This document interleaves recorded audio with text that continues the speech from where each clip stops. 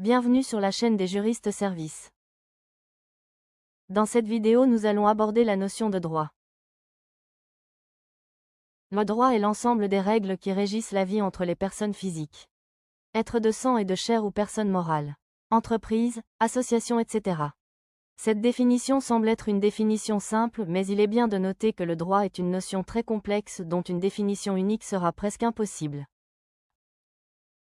Dans le monde juridique, cette notion s'observe sur deux aspects, l'aspect objectif et l'aspect subjectif. C'est ce que fera l'objet de cette vidéo. Le droit objectif s'appréhende comme l'ensemble des règles juridiques qui s'appliquent à tous dans une société donnée. C'est le droit avec un D majuscule, celui qu'on trouve dans les textes de loi, la Constitution, les codes. Le droit objectif, c'est la règle de droit elle-même, c'est-à-dire qu'elle est générale, impersonnelle et obligatoire.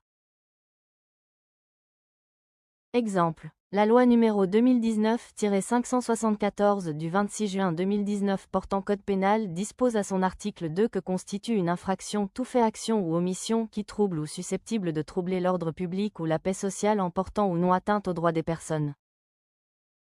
Le droit objectif ainsi défini nous amène vers la définition du droit subjectif afin d'élaborer les divergences. Le droit subjectif reconnu à une personne par le droit objectif. C'est le pouvoir qui lui permet d'exiger le droit sur une ou plusieurs choses, entre parenthèses les prérogatives. En clair, le droit subjectif est le droit individuel qu'une personne tire du droit objectif. Exemple. Toute personne ayant une maison exerce un droit de propriété sur cette maison. Le droit à la vie privée et la propriété intellectuelle sont aussi des droits subjectifs.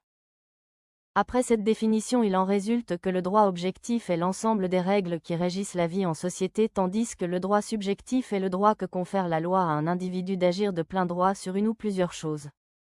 Remarque. NB. Le droit objectif fixe encore une limite au droit subjectif. C'est ainsi que cet célèbre principe prend son plein sens. La liberté des uns s'arrête là où commence celle des autres. Il faut juste retenir que le droit, entre parenthèses la loi, confère à chaque citoyen la liberté de jouir de ses droits tout en étant conforme aux différentes lois en vigueur afin de ne pas enfreindre à celles des autres. Exemple. L'article 544 du Code civil ivoirien dispose que la propriété est le droit de jouir et disposer des choses de la manière la plus absolue pourvu qu'on n'en fasse pas usage prohibé par les lois ou règlements. Abonnez-vous pour ne rien manquer.